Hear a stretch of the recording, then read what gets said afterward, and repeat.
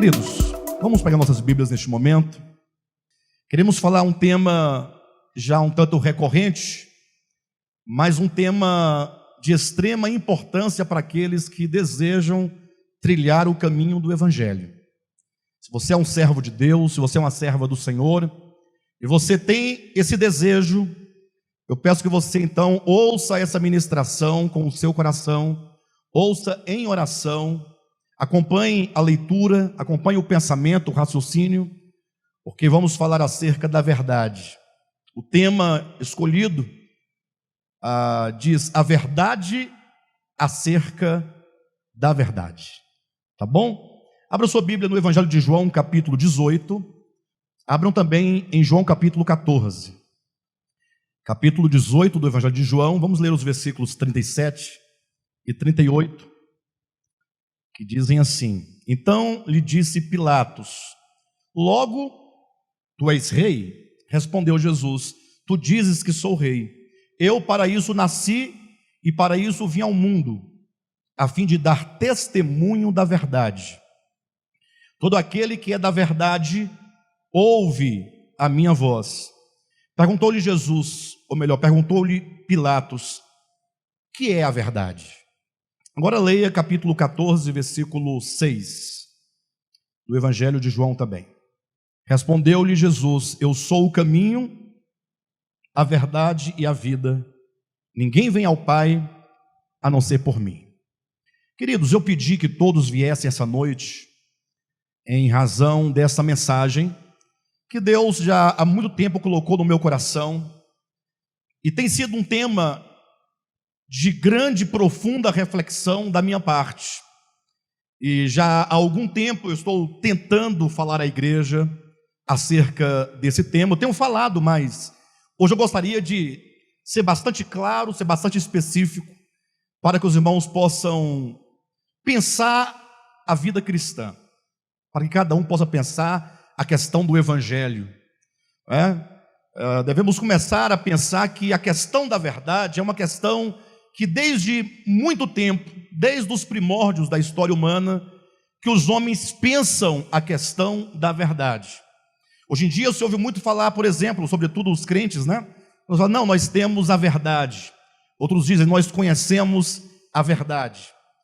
Tem igrejas até que chegam a afirmar que somente aquele grupo de pessoas, aquele ministério tal, tem a verdade. Mas afinal, o que é esta verdade? Afinal, o que é a verdade que todos buscam e tantas vezes buscaram ao longo de toda a existência humana? Se nós reconstruíssemos a história, desde os gregos na antiguidade, que eles já perguntavam sobre a verdade, e não poucos filósofos se propuseram a apresentar a verdade. O problema é que depois de tanto tempo, olhando hoje para o mundo, nós estamos no século 21, isso da era cristã, sem contar antes de Cristo, e nós perguntando acerca da verdade, é muito provável que as pessoas não saibam com exatidão o que é a verdade. Então é preciso que nós paremos por um momento e que nós possamos refletir acerca de algo que é extremamente importante. Será mesmo que nós temos um desejo real pela verdade? Será que você, que diz que ama a verdade, deseja pela verdade, será que de fato você tem um desejo real pela verdade? Será que não haveria em nós, será que não tem no nosso coração, temos que pensar isso, outros interesses que estão por detrás da busca pela verdade? Talvez alguém diga assim, ora, mas como assim? Acho que quem ama a verdade, quer a verdade, ele quer a verdade. Ora, pense vocês que os hebreus, no tempo de Cristo, quando Cristo se fez homem, se fez carne, os judeus, daquele tempo, os líderes religiosos, todos eles diziam que tinham a verdade. Todos eles diziam que buscavam a verdade. Todos eles diziam que amavam a verdade. Mas ocorre que, quando a verdade se encarnou e se apresentou a eles, o que eles fizeram?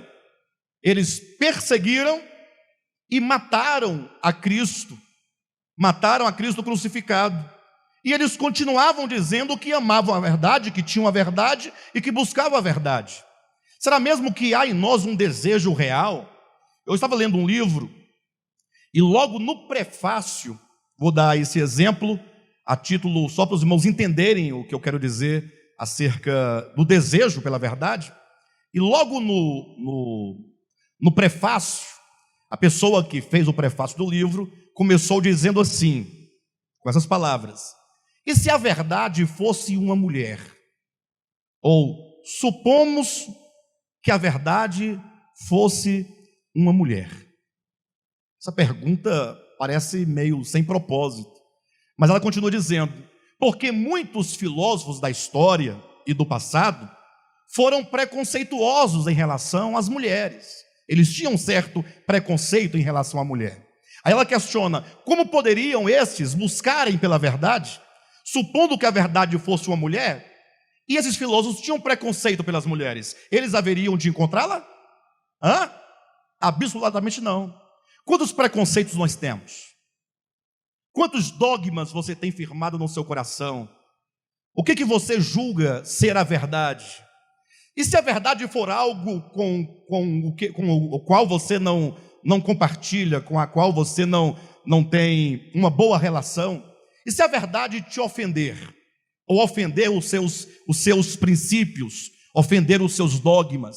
Se a verdade ofender a sua teologia, se a verdade for de encontro à sua religião, à sua fé, lógico que cada um pressupõe que a fé que ele possui é a verdade, não é assim?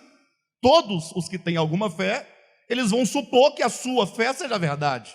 Mas e se a verdade não for aquilo que você pensa que é? Será que você ainda assim desejará pela verdade? Será que ainda assim você vai continuar amando a verdade? Você será capaz de abandonar todos os seus dogmas, abandonar suas crenças, abandonar os seus costumes para abraçar e receber a verdade? Ou você vai fazer como muitos, que quando a verdade se deparar com você, ou você se deparar com ela, você simplesmente vai negá-la para continuar com os seus dogmas? Essa é uma questão a ser pensada. Não poucas pessoas, ou por ignorância ou presunção, eles nunca alcançarão, pelo menos nesta vida, a verdade, porque eles têm uma forte resistência à verdade, em razão dos dogmas que já estão estabelecidos no seu coração. Então é preciso, quando nós falamos, se nós temos de fato um desejo pela verdade, é preciso que fale assim: olha, eu preciso de tocar a verdade, abraçar a verdade e receber a verdade, independentemente do que ela seja, desde que seja de fato e de verdade a verdade, eu quero a verdade. E aí você vai ter que abrir mão de algumas coisas. O cristianismo, sobretudo o protestantismo e o evangelicalismo, eles pregam a verdade na forma de dogmas e de usos e costumes. Ou seja, o que eles chamam de verdade são alguns dogmas. Eles apresentam alguns conceitos sobre Deus, alguns conceitos sobre o pecado, alguns conceitos sobre redenção, alguns conceitos sobre ressurreição, sobre segunda vinda de Cristo. Fazem então um compêndio teológico de supostas verdades, e agora aqueles que aderem àquele segmento passam a dizer: não, nós temos a verdade. Mas veja que nós lemos essa noite aqui um texto bíblico em que Pilatos, quando estava julgando a Cristo, ele pergunta para Jesus Cristo o seguinte: você é o rei de Israel? Aí Jesus falou o quê? Tu o dizes. E para isso eu vim ao mundo, para dar testemunho da verdade. Olha o versículo 37. Logo tu és rei, respondeu Jesus. Tu dizes que sou rei. Eu para isso nasci e para isso vim ao mundo, a fim de dar testemunho da verdade. Todo aquele que é da verdade ouve a minha voz. E esta é a questão que eu estou trazendo como reflexão e introdução dessa mensagem. Você é da verdade? Você é pela verdade? Veja que Cristo está dizendo com Pilatos, Neste momento, há umas dezenas de líderes religiosos. Ali há fariseus, há escribas, há pastores. Usando os termos de hoje, haveria ali bispos, apóstolos, grandes autoridades religiosas. Jesus disse: aquele que é da verdade, ele ouve a minha voz. Mas o fato é que aqueles religiosos, embora se declarando pela verdade, eles de fato não eram pela verdade. Até que ponto você está disposto a ouvir a verdade, a compreender a verdade, a abraçar a verdade e acolher a verdade no seu coração?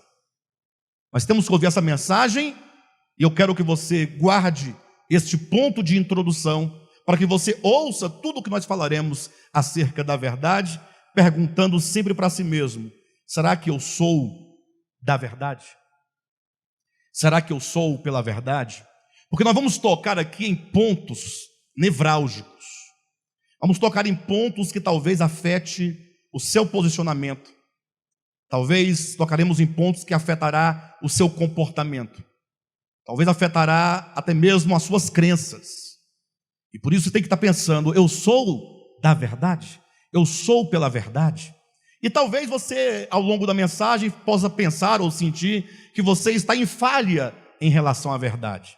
Mas você tem que saber se você tem a disposição por ela, porque você pode sofrer todas as mudanças necessárias para que você seja alguém que reflita a verdade, não somente nos seus pensamentos, nas suas ideias, mas sobretudo no seu viver. João capítulo 14 é um capítulo extraordinário. Cantamos agora há pouco uma canção que praticamente fala a palavra de João capítulo 14. Penso vocês que Cristo passou 3 anos e meio falando com seus discípulos, curando, falando acerca do reino de Deus, falando por meio de parábolas, ensinamentos claros. Depois de 3 anos e meio, Jesus estava preparado para ir à cruz.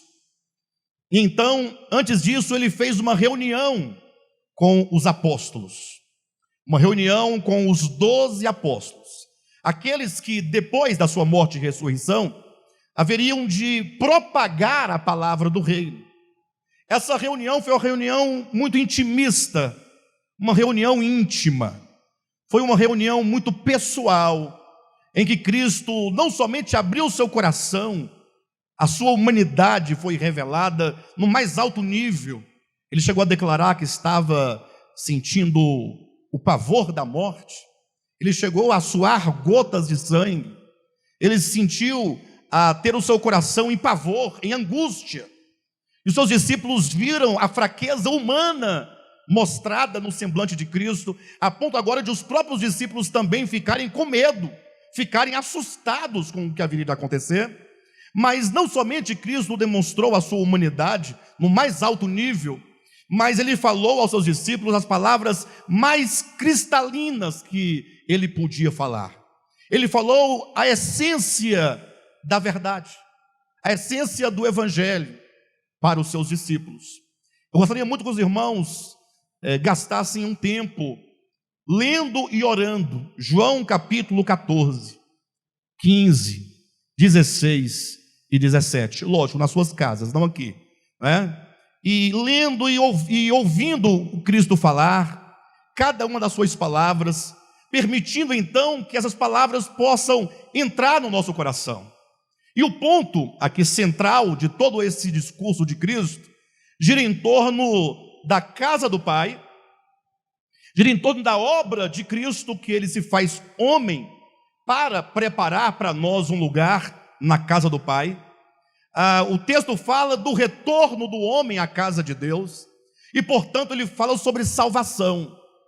Retornar à casa do Pai, ter um lugar garantido na casa do Pai, na morada do Pai, é uma questão de redenção, é uma questão de salvação.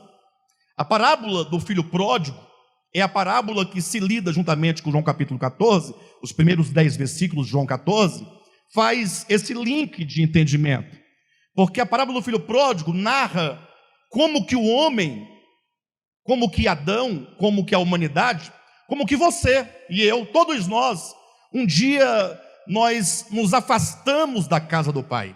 movidos por puro egoísmo, movidos pelo engano, pela mentira, ou pela ilusão, o homem deixa a casa do pai. Isso é uma questão que acontece dentro do coração humano, não é uma questão de geografia, não é uma questão de um lugar na terra, de um país, de uma nação, de um território. Tudo acontece dentro do coração humano. Este homem que se afasta por motivos mesquinhos, que se afasta do pai por motivo egoísta, esse homem acaba numa terra distante, ali sofrendo as dores do afastamento, sofrendo todas as consequências. Para essa parábola lhe ficar bastante clara, é importante que você possa contemplar esta terra distante, a qual o filho pródigo chegou.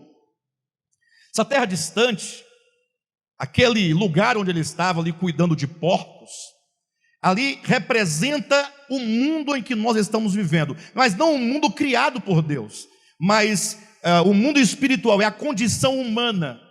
Os homens estão morrendo, os homens estão angustiados, os homens estão desesperados, os homens estão sofrendo. A cada dia nós vemos o sofrimento aumentar mais e mais na humanidade. A condição do homem, portanto, longe de Deus, é uma condição de miséria. E nós vemos esse reflexo mesmo nas nossas vidas, talvez nos nossos lares, nos nossos relacionamentos, enquanto esposo, esposa, enquanto filho, enquanto pai, enquanto parente, enquanto amigos, enquanto vizinhos, colegas de trabalho. Quantas vezes nós vivemos numa tribulação de relacionamentos, nos percebemos egoístas, avarentos, nos percebemos pessoas amantes de si mesmas, inimigas do bem, pessoas prontas e dispostas a não perdoar, pessoas dispostas a perseguir, pessoas dispostas a matar o outro no seu coração, a apagar o outro da sua memória, a falar mal do outro, criticar o outro, puxar o tapete do outro. A condição do homem é de profunda miséria espiritual. Mas no meio de tudo isso nós vemos milhares e milhares de pessoas declarando a sua religião, declarando a sua igreja, declarando o seu evangelho, a sua crença, mas que não são capazes, essas coisas, de mudar efetivamente o homem. Eu sei que Deus tem trabalhado muito em nós e muitas coisas já têm mudado a nossa vida, mas o evangelho, enquanto o poder de Deus para a salvação de todo aquele que crê, é um poder capaz de alterar completamente a nossa vida. Imagine que uma pessoa salva verdadeiramente, uma pessoa redimida no seu coração, genuinamente, ela se torna um foco de espiritualidade, onde muitos poderão matar a sua sede. Nós não seremos mais aqueles que propagam o engano, a mentira, a ilusão. Não vamos gastar nosso tempo com coisas banais, coisas fúteis, mas seremos uma bênção. E se uma pessoa é capaz de mudar o seu redor, agora imagine muitas pessoas. Imagine 200 pessoas que têm o evangelho no coração, não somente enquanto ideologia, mas enquanto verdade no seu coração.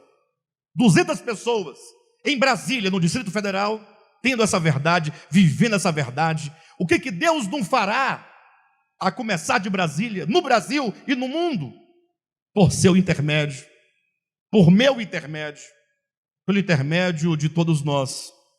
Então Jesus, naquela ocasião, falando com seus discípulos acerca da necessidade de retornar à casa do Pai, que é a experiência da salvação, ele diz assim: olha, a minha obra, eu vim à terra, eu me fiz homem, o Cristo de Deus se faz homem, para preparar para vocês um lugar. E aí muitos lendo esse texto, imaginem, logo pensam que Jesus veio para preparar um lugarzinho lá no céu, um cantinho no céu, um buchadinho no céu, para a pessoa ir morar lá. Ela quer ir para lá.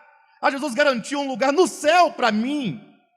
Eu quero que você olhe na sua Bíblia, por gentileza, capítulo 14, versículo 3. E quando eu for e vos preparar lugar, voltarei e vos receberei para mim mesmo, para que onde eu estou, estejais vós também. E daqui nós começamos a entender que esse lugar que ele iria preparar não é o céu, porque ele diz assim, olha, para que onde eu estou, talvez alguma versão aqui diga onde eu estiver, Agora, veja que essa versão que consta onde eu estiver, ela já é uma tradução de alguém que não compreende o texto e por isso não vê sentido para que onde eu estou estejais.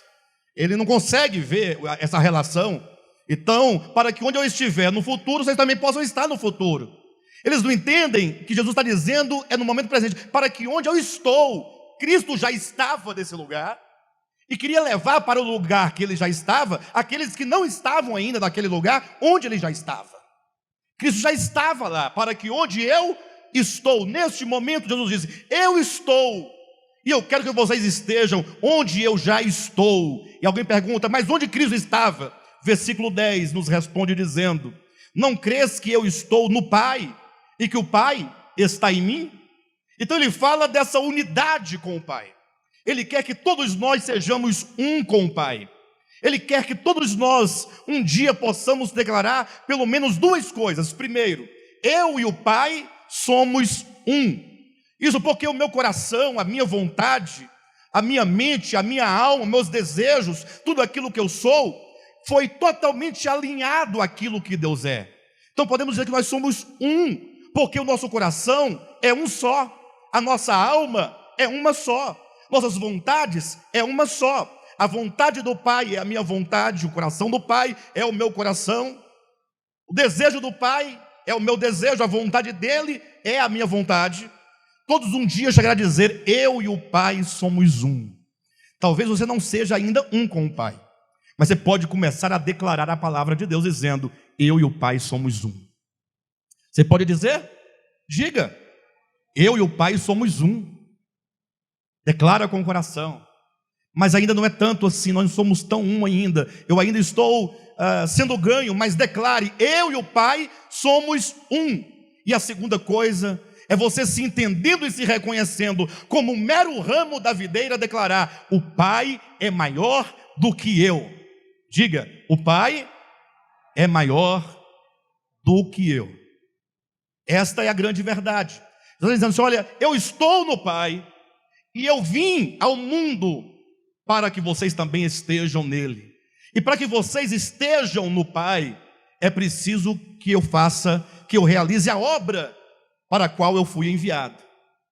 E que obra é essa? Como é que ele haveria de preparar esse lugar no Pai para você? Por meio da sua morte na cruz do Calvário. A morte de Cristo, preste atenção, é a obra que ele realiza para garantir a nós um lugar no Pai. Portanto, não existe outro meio, não existe outro caminho, não existe outro recurso senão a cruz de Cristo. Somente por meio da cruz é que nós poderemos ter garantido esse lugar no Pai, podemos ser um com o Pai, podemos ter a clareza e o reconhecimento de que o Pai é maior do que nós. E quando Cristo então, no capítulo 14, ele diz, eu vou preparar o lugar, e vocês sabem o caminho, versículo 4, olhem na sua Bíblia, versículo 4, e vós sabeis o caminho para onde vou. Quem aqui quer estar onde Jesus está? Você quer? De verdade? Olha para mim, você quer? Jesus fala assim, olha, eu estou no Pai, quero preparar um lugar para você no Pai. Você quer estar com o Pai? Jesus disse, vós sabeis o caminho. Você sabe o caminho? Você quer estar no Pai. Você quer voltar à casa do Pai, mas você sabe o caminho? Jesus diz, e vós sabeis o caminho para onde vou. Diz-lhe Tomé, Senhor, não sabemos para onde vais. Como saber o caminho? E esse questionamento de Tomé talvez seja o nosso questionamento, ou pelo menos deve ser o nosso questionamento. Senhor, para onde tu vais? E qual é o caminho para onde tu vais? Porque eu só posso ir se tiver um caminho. Jesus então responde o clássico versículo 6, quando ele diz: eu sou o caminho, a verdade e a vida, ninguém vem ao Pai. Mais uma vez o texto, ele diz que o lugar para onde ele vai é o Pai. Ninguém vem ao Pai a não ser por mim. E este versículo, tanto conhecido, mas tão pouco compreendido, ele é a chave, digamos, do capítulo 14, dos 4 capítulos, do 14 a 17, e por que não falar que é a chave de toda a Escritura? Quando Jesus disse: eu sou o caminho, eu sou a verdade, eu sou a vida, e agora nós entramos no ponto que eu quero comunicar à igreja, eu quero esclarecer isso à igreja. Peça a Deus graça para você receber isso muito bem no seu coração. Cristo responde: eu sou o caminho, a verdade e a vida. Olha, ninguém, você não vai, nem eu, ao Pai, se não for por meio de Jesus. Não há outro caminho, não há outra verdade, não há vida sem Cristo. Ele é o caminho, Ele é a verdade, Ele é a vida. Para nós entendermos esses 3 pontos, eu quero primeiramente que cada um de vocês pensem no dia da conversão de vocês. O dia que você ouviu o Evangelho pela primeira vez, o dia que você decidiu por Cristo, o dia que você foi ao batismo, seu batismo ritual, que você recebeu o certidão de batismo. Quero que você pense por um momento quais são as motivações da sua decisão pelo Evangelho. Será que você estava com medo do inferno, querendo apenas o céu? Se você recebeu a Cristo porque estava com medo do inferno, querendo ir para o céu, você recebeu pelo motivo errado. É possível que você ainda não tenha recebido a Cristo. Se você recebeu a Cristo com medo do diabo, com medo de ele ceifar sua vida, com medo da morte, e então pensando que Cristo vai te livrar dos ataques do maligno, por isso, você o recebeu pela motivação errada. Se você diz que recebeu a Cristo porque você estava numa crise financeira, desempregado, aquela dificuldade toda, aquela luta, aquela provação, e alguém te falou que Deus pode te ajudar, que Ele vai te abençoar, que Ele vai te honrar, você foi pela motivação errada. É provável que você nunca tenha recebido o Evangelho. Se você foi porque você estava doente, e o médico tinha te desenganado, e você então ouviu dizer que Jesus podia te curar daquela enfermidade, e por esse motivo você também foi pelo motivo errado. Não que Jesus não cure, nem que Ele não possa te abençoar, nada disso. Eu me refiro qual é a motivação do meu coração. Quando o Senhor nos chamou para sermos discípulos dEle. Então nós temos que ter clareza do nosso chamamento. O que é o Evangelho? Para que fomos chamados? O que estamos fazendo aqui? Porque eu vejo pessoas abandonando a fé, abandonando o caminho por coisas tão pequenas. Vejo pessoas desanimando porque o pastor Josué não foi visitado na casa dele. Mas que evangelho é esse, pessoal? O que está acontecendo? Não, o Josué não fala comigo, ele passa, não sei o que ele tem. Ele não fala, eu não vou mais caminhar com esse povo. Mas qual é a sua motivação? O que está por detrás de tudo isso? Você é pela verdade ou você não é pela verdade? Você quer conhecer ou não a verdade? Bem, quando Cristo diz: eu sou o caminho, a verdade e a vida, eu quero falar um pouco desses 3 pontos, mas um pouquinho fora da ordem. Eu quero começar a dizer o que significa eu sou a verdade. Ninguém nunca disse tais palavras. Todos falaram da verdade, acerca da verdade, todos tentaram indicar o caminho da verdade, mas somente o Cristo de Deus encarnado disse: eu sou a verdade. Começa a pensar comigo, se você crê no Evangelho, ou se deseja crer no Evangelho de fato, entenda, Deus, o Eterno, aquele de que diz a Escritura, que olho algum jamais viu, nem é capaz de ver, aquele que habita em luz inacessível, Aquele, portanto, que homem algum pode falar dele. Ninguém pode falar quem é Deus, como é Deus, quais são os sentimentos de Deus. Ninguém pode falar como Deus é, como Ele age, como Ele procede, porque Paulo diz em 1 Timóteo capítulo 6, versículo 16, que Ele habita em luz inacessível. Ninguém chega lá. É o Deus transcendente, a divindade. Está para além do homem, para além da consciência humana, está para além da mente humana, está para além do conhecimento humano. Alguém diz, não, mas Moisés nos falou sobre ele. O problema é que a mesma escritura nos ensina em João capítulo 1, preste atenção, dizendo, a lei foi dada por Moisés, preste atenção. A graça e a verdade vieram por meio de Jesus Cristo. Agora preste atenção, abra o seu coração. A lei foi... A lei foi dada por intermédio de quem, pessoal? Quem deu a lei? Quem deu Gênesis, Êxodo, Levítico, Números, Deuteronômio? E o restante do Antigo Testamento é baseado na Torá. A Torá, esses 5 livros, são os 5 alicerces de todo o Antigo Testamento. A lei foi dada por intermédio de quem? Agora, e a verdade?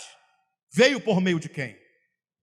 E antes de Jesus vir, antes de ele trazer a verdade, eu pergunto, tinha como saber a verdade? Hein? Mas Moisés, um homem tão grande, um homem que falava com Deus, um homem que subiu no monte, que recebeu as tábuas da lei.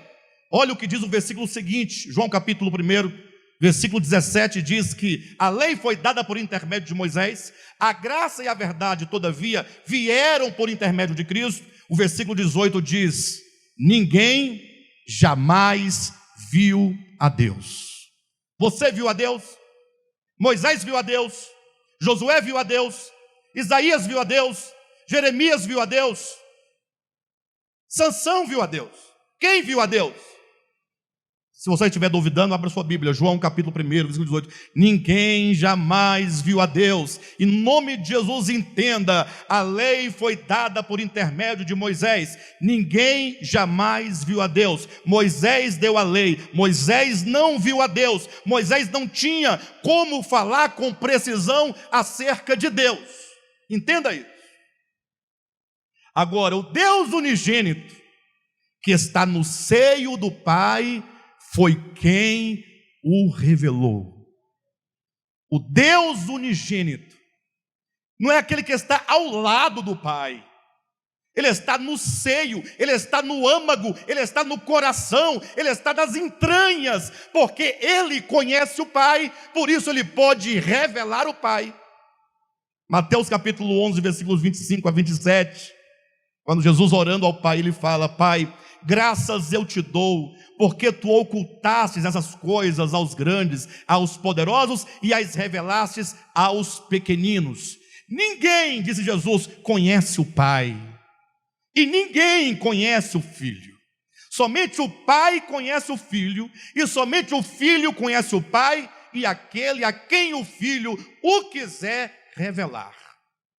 Irmãos, esses textos trazem o seguinte sentido: por mais que você tenha a Torá, o Antigo Testamento, a lei, os salmos e os profetas, toda essa porção das Escrituras, ela veio como sombra de uma realidade. Entendem, não? Quem é a realidade? É Deus. Deus é a realidade. Somente Ele é. Não é dito acerca de Deus que Ele é o eu sou? Se somente Ele é a única realidade que existe em todo o universo e para além do universo, é Deus. Não há outra realidade. Aquele que é a realidade. Portanto, a lei de Moisés, os salmos, os profetas, eram uma sombra dessa realidade. O problema é que a sombra, ela significa literalmente ausência de luz. Para se ter uma sombra, preste atenção, é preciso que haja um objeto, um corpo, e haja uma luz. A luz tem que refletir sobre o objeto, ela vai passar pelos lados do objeto, por cima do objeto, vai clarear adiante do objeto, mas imediatamente aquele objeto, porque a luz não consegue alcançar, imediatamente vai ficar um lugar sem luz. Esse lugar sem luz, essa ausência de luz, é a sombra. Cuidado, sombra não é reflexo, sombra é ausência de luz. Se a lei é sombra de bens vindouros, ela então é ausência de luz, é ausência de inteligência, é ausência da razão.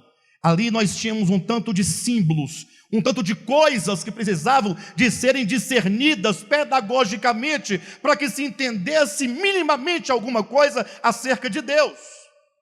Então, a lei, os salmos e os profetas não podem nos falar com clareza o que é a realidade. Se ninguém jamais viu a Deus, porque Deus está para além de toda consciência e mente humana e conhecimento humano, então nenhum homem pode falar nada acerca dele. Tudo que você já ouviu falar de Deus, que você aprendeu de homens, jogue fora. Tudo que te falaram, Deus é assim, joga fora. Pastor, pode jogar. Não, se você quer a sua segurança, não joga fora não, coloque de lado.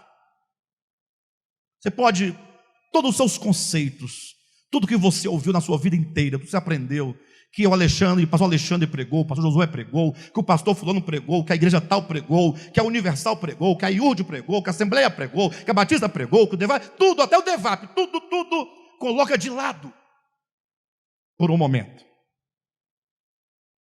Porque ninguém viu a Deus. Eu não vi. Você viu? Quem é que pode falar como é que Deus é? O pastor fulano, que saiu daqui do DEVAP, ele fala quem é Deus, que ele fala com clareza. Coloca de lado. Coloca de lado, em nome de Jesus. Mesmo aquilo que eu falei para vocês, coloquem por um momento de lado. Ninguém jamais viu a Deus. Ninguém pode falar o que Ele é. Tudo que os homens falaram era sombra, eram conceitos, eram preconceitos, era imaginação. Será por qual motivo é dito lá no Antigo Testamento, quando Deus fala: não farás para ti nenhuma imagem do que está no céu, nem na terra, nem debaixo da terra, falando acerca da divindade, porque Deus não se mostrou. Se Ele, quando Ele proíbe fazer imagem, não é que você não pode pegar e ficar fazendo um desenho de um velhinho barbudo. Ele quer dizer que todo aquele que desenhar o eterno, o que habita em luz inacessível, certamente vai pintá-lo conforme os seus próprios conceitos, e isso vai macular a imagem daquele que ninguém jamais viu. Ele quer preservar. Não fale de Deus, não pinte Deus, não desenhe Deus, você não sabe quem Ele é. Bem, então se as sombras, as figuras, os homens, os conceitos, os preconceitos não sabem o que Ele é, essa realidade, então aquele que está no seio, no íntimo, no âmago, nas entranhas, lá no profundo do ser da divindade, fala assim: eu vou lá, e eu vou mostrar para os homens quem o eterno é. Ele vai mostrar, não é outra pessoa, não é Paulo, não é Pedro, não é João, é o próprio Verbo, e somente ele diz: ninguém conhece o Pai senão o Filho. Ele pode revelar. Quando ele vem, ele se encarna. Encarnado agora, presta atenção, ele tem um viver, ele tem um modo de viver, ele tem um modo de pensar, de falar, ele tem um ensinamento, ele fala aos homens como o Pai é, qual é a vontade do Pai. Ele ensina tudo de que precisamos saber. Nada nos falta. Todo esse conjunto, a humanidade do Filho, enquanto o seu viver humano, todo o seu viver humano, os seus ensinamentos, as suas palavras, ele diz: eu sou a verdade. Verdade é uma questão de três coisas. Olhe para mim. Tem que haver alguém que possa ter uma perspectiva acerca do eterno. da realidade. Imagine lá do final a realidade, aquele que ninguém jamais viu. Mas os homens estão aqui tentando dizer quem ele é. Todo mundo que olha para o eterno e diz o que ele é, diz que tem a verdade, sim ou não? Os adventistas dizem que tem a verdade. O que eles chamam de verdade é que eles guardam o dia do sábado. Aí os TJs dizem que tem a verdade. Aí eles vão dizer que não é porque não pode doar sangue. Aí a congregação diz que tem a verdade, porque eles usam véu e não cobram dízimo. Entende o que eu estou falando? Aí a igreja romana diz que tem a verdade, porque tem aquele pãozinho sem glúten, que eles dizem que se transformam na carne, corpo, sangue e divindade de Cristo. Aí a IURD diz que tem a verdade, porque lá o povo tem que ficar rico e desendemoniado. Desendemoniado. Desendemoniza e fica rico, tem a verdade. Ou seja, todos estão dizendo que tem a verdade. A verdade é alguém daqui com uma perspectiva acerca de Deus. O que é a verdade? Entre eu que olho e o eterno que eu não vejo, aparece Cristo dizendo: eu sou a verdade. A verdade é o reflexo, é a manifestação exata do que é a realidade. Isso é a verdade. Quando você fala, eu tenho a verdade, mas eu tenho Cristo. Ou seja, a verdade é esse Cristo que se materializa, que se humaniza, se faz homem na história. Ele diz assim: vocês querem saber o que é a realidade? Olhem para mim, aqui está a verdade. Qualquer coisa, preste atenção, qualquer ideologia, qualquer pensamento, qualquer posicionamento religioso, político, seja do que for, todos os seus conceitos acerca do ser humano, da complexidade humana, dos problemas da humanidade, se não for Cristo, não é a verdade. A verdade é o Cristo de Deus, que se traduz nas palavras de Paulo: ele é a expressão exata do Deus invisível. Isso é a verdade. Você saber se você tem a verdade, tem que falar assim: eu condeno todas as pessoas, digamos, eu acho que as pessoas as prostitutas, eu acho que elas não devem herdar o reino de Deus. Quem é que acha isso? Elas não podem herdar o reino de Deus. Quem acha isso? Pode levantar a mão. Está lá na praça, a safadeza tomando marido dos outros, né, passando doença. Aí você olha, quando você olha, assim, ai que nojo, que coisa. Esse povo, esse mundo está perdido. Se é assim que Jesus olha, você tem a verdade. Mas se você não é assim que Cristo olha, é o seu conceito, não é a verdade. Esse é um problema para nós, que nós temos que lidar. Jesus disse, sabe o que para você? Escriba, o fariseu. Ele falou que as prostitutas entrarão primeiro do que vocês. Ou não disse? As prostitutas vos precedem no reino de Deus. Ele sabe o que fala. Por quê? Então tem que ser prostituta para poder entrar primeiro? Não, é porque elas já estão tão despidas que é muito mais fácil ela se reconhecer o que ela é do que você que está despido, mas tem uma capa de religiosidade que impede que você veja todas as eivas, todos os traços pecaminosos, todo o preconceito, todo o ódio, todo o egoísmo, toda a maldade, toda a avareza que está aí dentro. A prostituta é mais fácil, ela fala, é verdade, eu não tenho dignidade, olha o que eu estou fazendo, olha onde eu estou, olha a minha situação, eu sou carente. Agora você não, eu estou bem, eu sou santo, eu sou justo, eu vou para a igreja, eu não faço isso, eu não faço aquilo outro, cheio de justiça própria. Elas são mais fáceis de entender a sua condição e de ter um desejo genuíno por Cristo, que é capaz e totalmente poderoso para libertar a pessoa de todo e qualquer pecado. Vocês entendem então o que é a verdade? O que é a verdade? Alguém fala para mim, o que é a verdade? Não, Cristo não. Todo mundo sabe o que é Cristo, já falamos aqui. Eu quero que você dê um conceito. É a revelação do Pai. Quem mais? A realidade é Deus. Todo mundo diz sobre Ele, não diz? Uns dizem que Ele mata à toa. Não diz ou não diz? Tem uns que falam, não, você vacilou, Ele mata. mata degolado, estuprado, esquartejado, crucificado, apedrejado, cuspido, de tapa na cara. Não, estou mentindo, pessoal. Tem lugar acidentado, tem lugar mais tenebroso do que uma igreja evangélica, onde o povo tem que ficar ali na rédea do pastor com medo de um Deus perverso? O que é a verdade?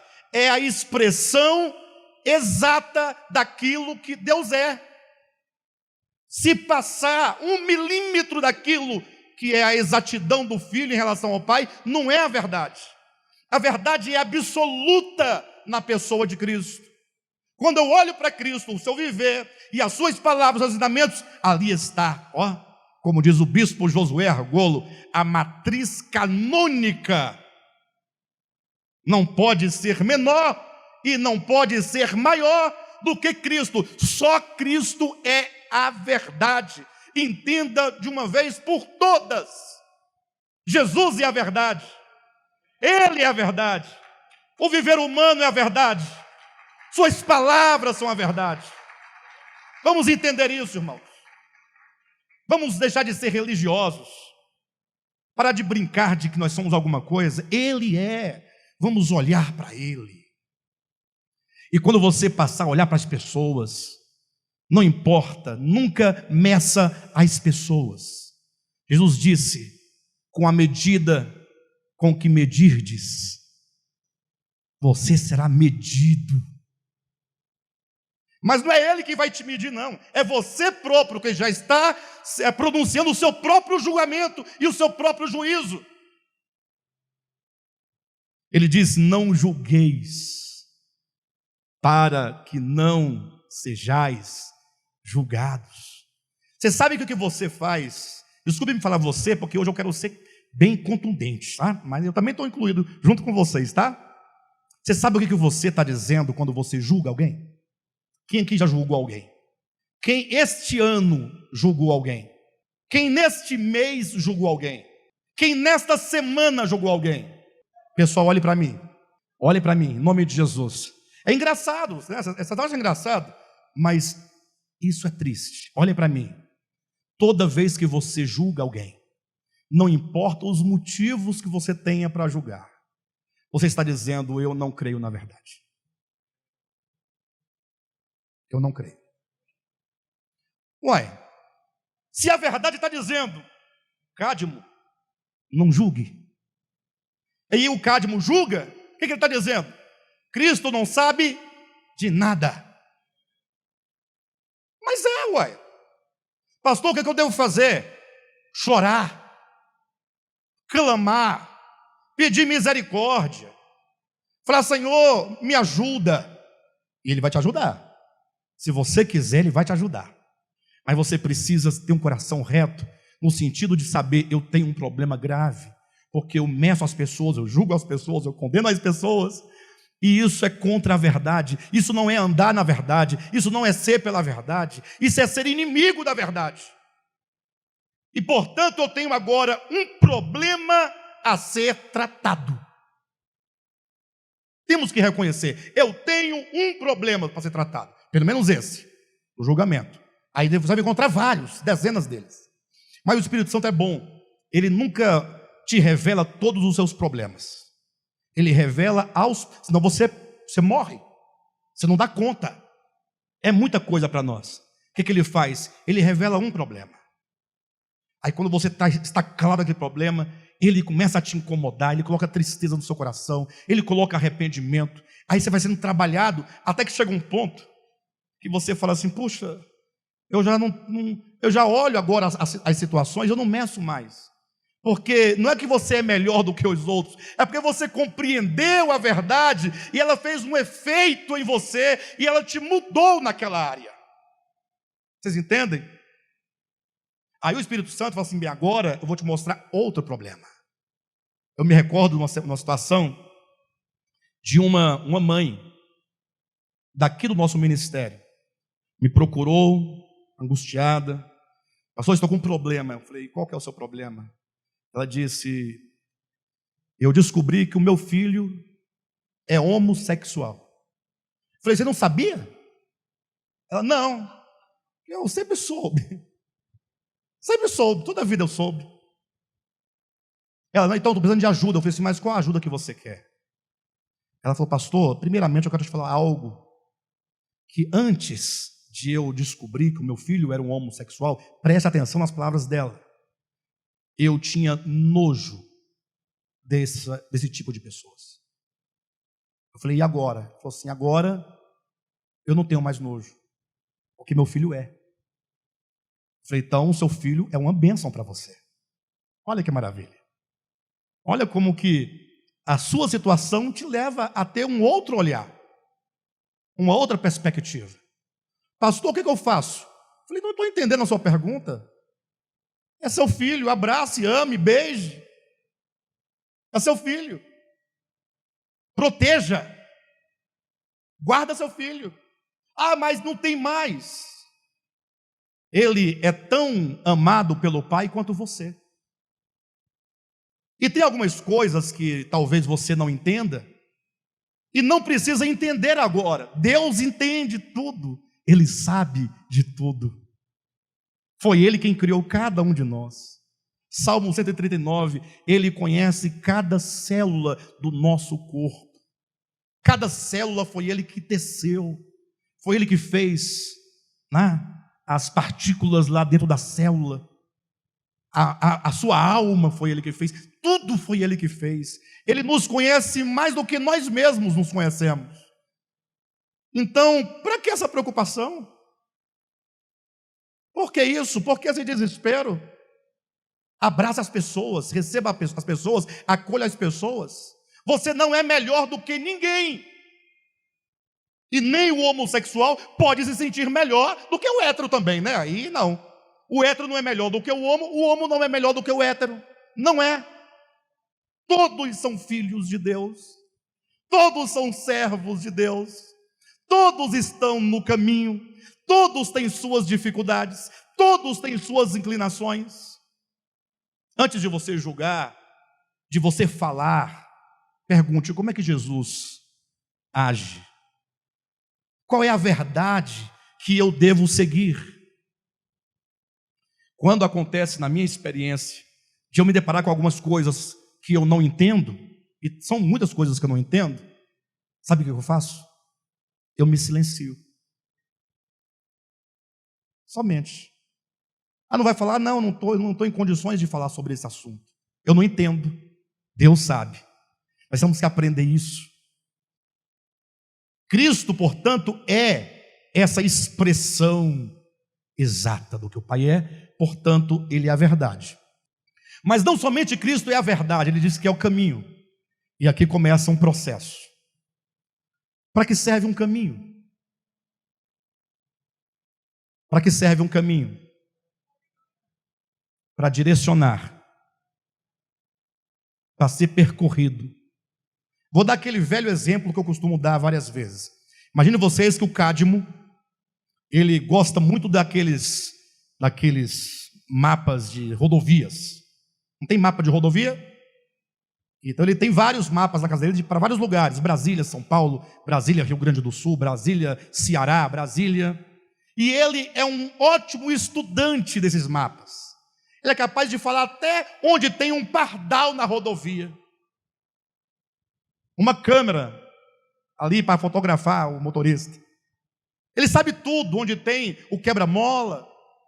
Ele sabe os lugares onde tem buraco na pista. Ele estuda, né? Aqueles mapas, tudo. Sabe de cor, fala muito bem sobre ele. Só que o Cadmo nunca pegou um carro e tomou a estrada. Nunca. Não, ele nunca foi. Eu pergunto, ele vai chegar onde? Ele não vai chegar em lugar nenhum? Irmãos, o que tem de crente que sabe o mapa não é brincadeira. Sabe tudo da Bíblia. A Bíblia é só um mapa. O caminho é Cristo. Ele diz, eu sou o caminho. Agora, olhem para mim. Irmã Silvia, eu pego os exemplos que estão perto de mim aqui. Você quer chegar lá? Quer? Jailson quer chegar lá? Todo mundo quer chegar lá no Pai? Jesus disse, vocês sabem o caminho. Não tem outro jeito, não existem dois caminhos. Só existe um caminho, é Ele. Mas esse caminho não é um caminho apenas para ser crido. O grande problema do cristianismo é que durante todo esse tempo, desde então, talvez do século IV para cá, que eles ensinam o caminho enquanto um mapa. Eles não entendem que está dizendo assim: olha, se você quiser ir para onde eu estou, você vai ter que percorrer um caminho. Existe um caminho, e esse caminho sou eu. Ou seja, não basta você dizer, eu creio que Cristo é o caminho. Não serve.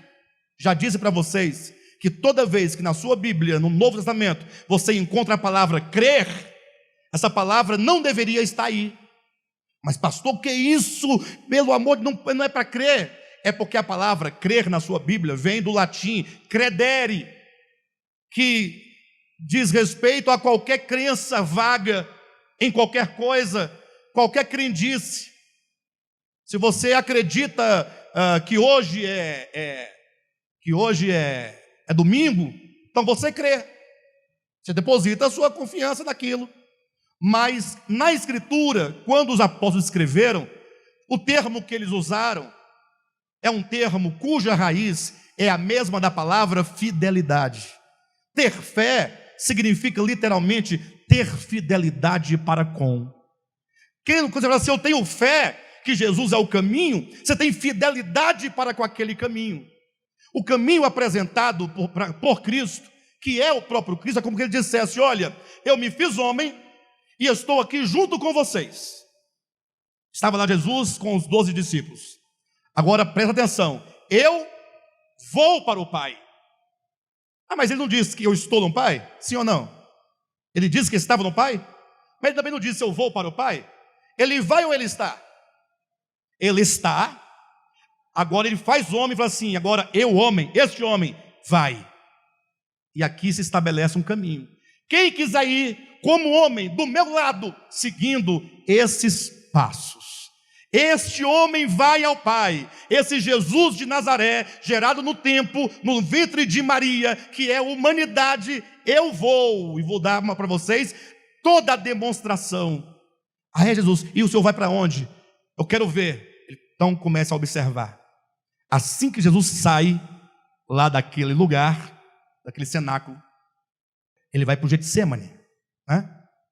Ele vai para o Getsemane. No Getsemane, ele ora, e ali começa o caminho apresentado. Ele é preso. Ele é preso. Quando ele é preso, imagine você lá. Eu me imagino lá, do lado dele. Com toda a paixão que nós temos pela religião, pelas coisas, nosso zelo. Você tem zelo? Primeira coisa que Pedro faz, ele puxa a espada. Primeira coisa que Pedro faz, ele puxa a espada. Vocês lembram da história ou não lembram? Sim ou não? O que Jesus falou? O que a verdade falou? Olhem para mim. O que a verdade falou? Guarda, embainha a tua espada. Quem esse ano já puxou a espada? Pode levantar a mão, irmãos. Sério? Puxou a espada? A gente puxa a espada com qualquer palavra de violência. Uma palavra violenta contra o outro é puxar a espada. Qualquer atitude que fere o outro, que agride o outro, que humilha o outro, que diminui o outro. E a verdade que nós cremos diz, embainha a tua espada. Toda vez, queridos, que você vir alguém sacando a espada, vocês entendem o que é sacar a espada? Ou você saca, lembre-se a verdade falando para você, embainha a tua espada. Sabe por quê? Aquele que saca a espada para ferir, lá na frente será ferido por espada.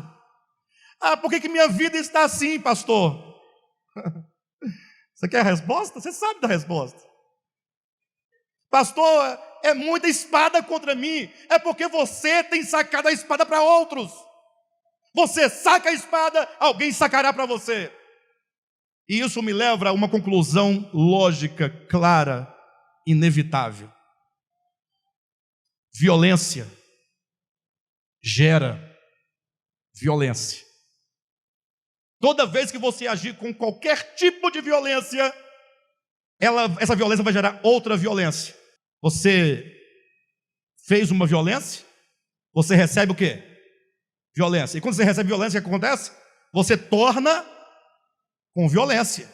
E a violência vai tornar, sabe aquelas famílias lá do interior, antigamente tinha muito isso, que a briga entre famílias nunca acabava.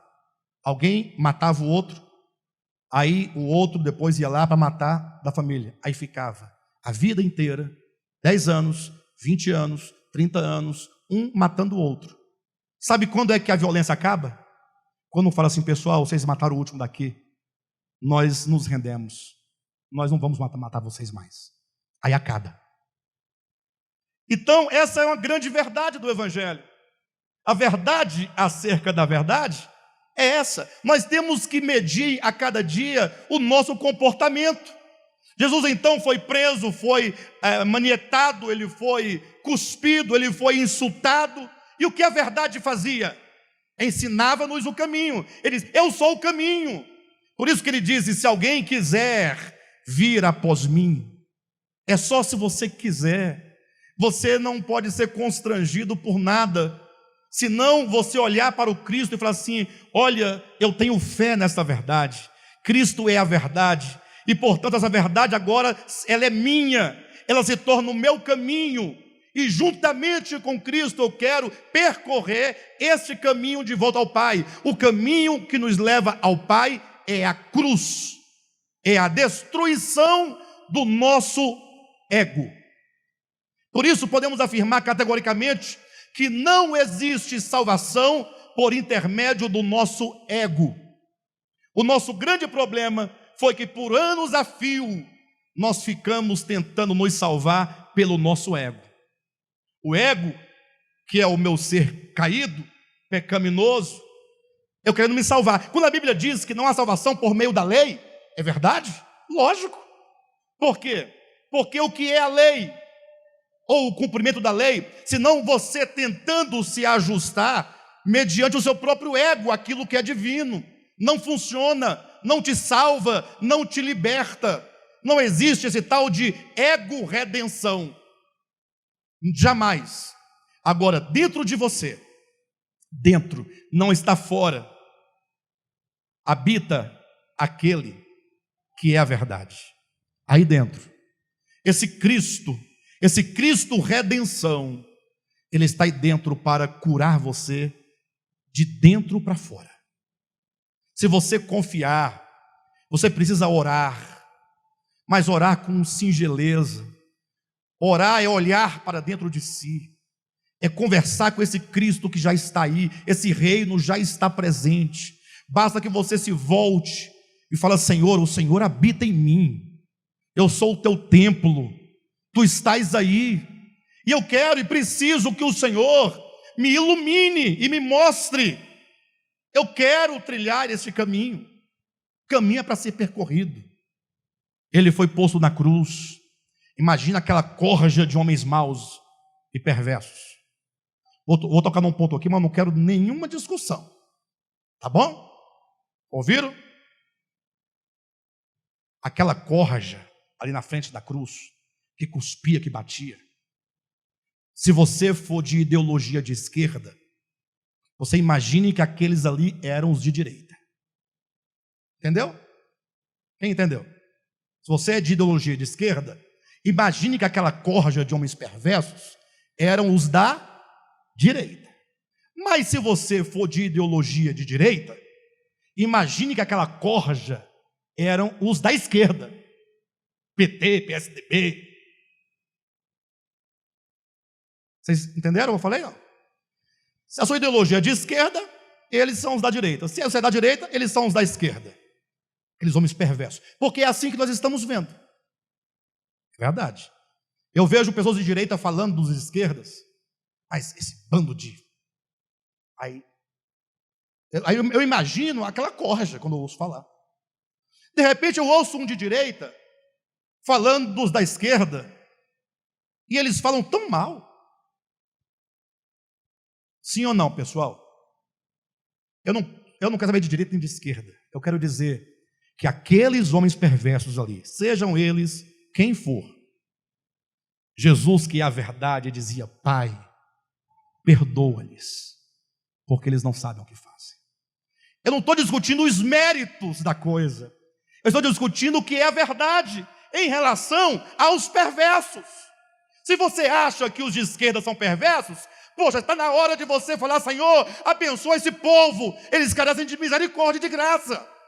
E se você acha que os da direita são perversos, está na hora de você começar a abençoar, orar, perdoar, e não ficarmos nessa polarização, brigando com os irmãos, brigando com a família, brigando com o esposo, brigando com o filho, brigando com o vizinho. Isso não é a verdade.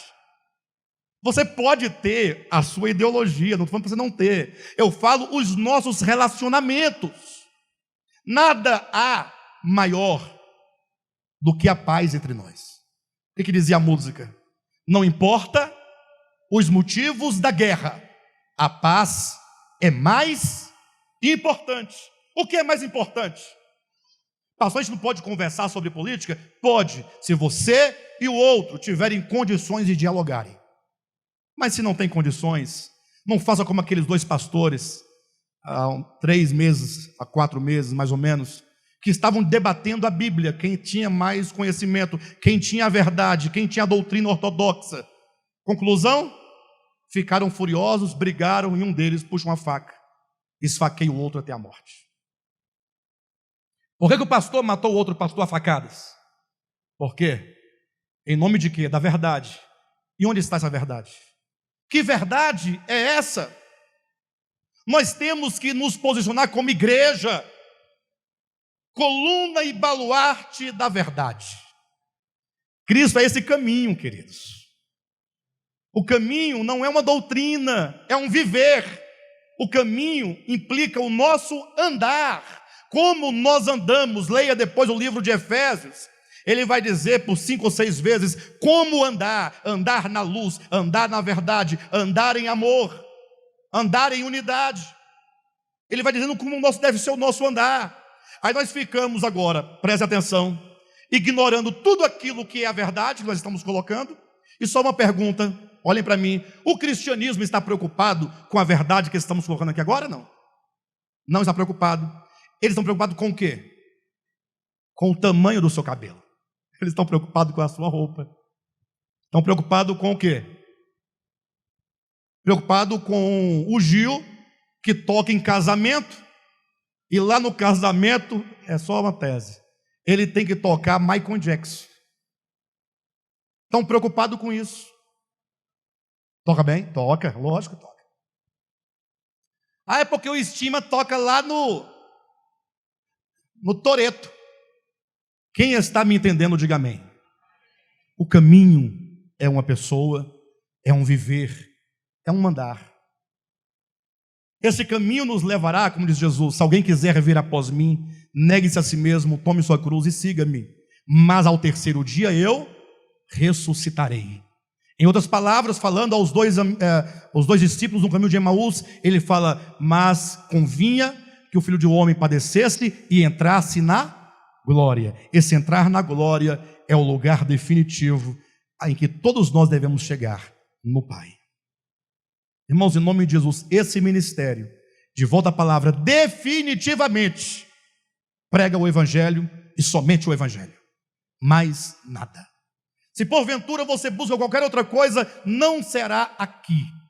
Nós estamos totalmente decididos pela verdade. Totalmente. Não abrimos mão. Lógico, cada um de nós temos uma luta pelo viver a verdade. É a luta que faz parte, né? Mas enquanto mensagem, enquanto pregação, enquanto doutrina, esse ministério prega Jesus Cristo, que é o caminho, que é a verdade e que é a vida. Quando nós chegarmos lá no final, chegamos aonde? Na vida. A vida também é Ele. Ele é o começo, Ele é o meio, Ele é o fim, tudo é Ele. Quando eu dizia no início que se você porventura recebeu a Cristo pensando numa cura, pensando no emprego, eu disse: talvez você não tenha recebido a Cristo de fato, porque receber a Cristo é recebê-lo enquanto a verdade, é recebê-lo enquanto o caminho, é tê-lo como alvo, é Cristo. Não um Cristo crucificado, não um Cristo pendurado no pescoço, não visitar o túmulo vazio de Cristo, mas é o Cristo vivo que está em nós e que habita em nós. E eu quero concluir essa noite lendo com vocês 2 Coríntios, capítulo 13. Capítulo 13, versículo 5 em diante. Já estou encerrando, tá, queridos? Examinai-vos a vós mesmos, se realmente estáis na fé. Olha que texto bom para a gente encerrar. Examinai-vos a vós mesmos, se realmente estáis na fé. Esse examinar aqui, queridos, foi o que eu disse agora há pouco.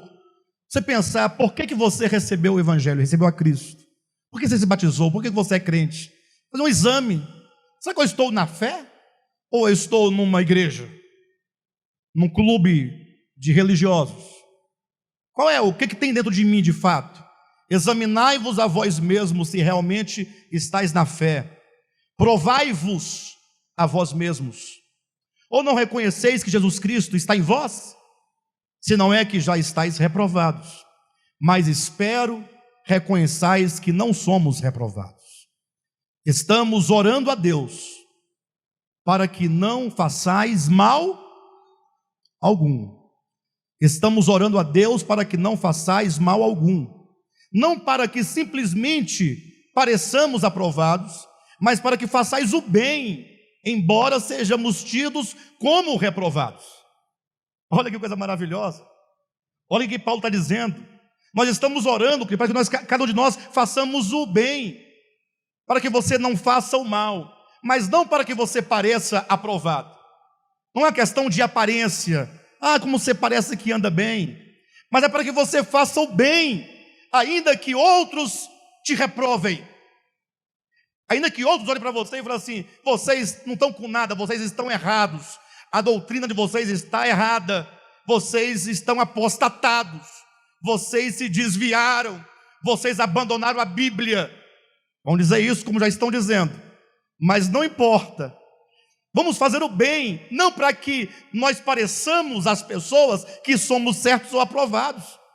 Não faremos o mal simplesmente porque precisamos fazer o bem. É o bem. Não tenhamos nada em troca disso. Não queira o reconhecimento de ninguém. Não faça o bem porque você quer ser salvo. Isso não existe. Receba o Evangelho, façamos o bem, em nome do bem, em nome do amor, em nome da verdade. Como diz então, ainda o finalzinho, o versículo 8, porque nada podemos contra a verdade, senão em favor da própria verdade, porque nos regozijamos quando nós estamos fracos e vós fortes, e isto é o que pedimos, o vosso aperfeiçoamento. Esse é o nosso objetivo, essa é a nossa busca e esta é a nossa oração. Eu encerro lendo essa frase que escrevi há um tempo atrás: a verdade é um pão asmo. Observem, a verdade é um pão asmo, difícil de digerir, porém é a única coisa que nos traz verdadeira liberdade, nos traz paz que excede todo entendimento e alegria indizível. Amém?